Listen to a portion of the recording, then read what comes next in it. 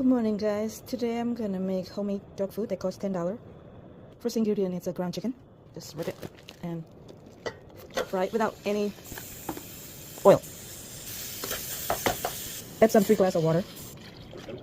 Add 2 cups of rice. Stir. Wait until boil. Cover. Add 2 cups of carrots.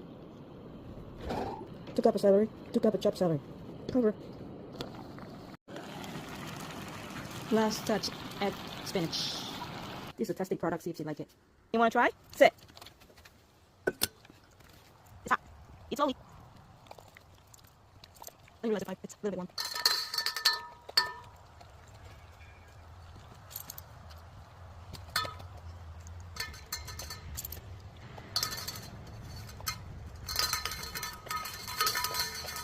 Here's the finishing product. 2 bags of quartz.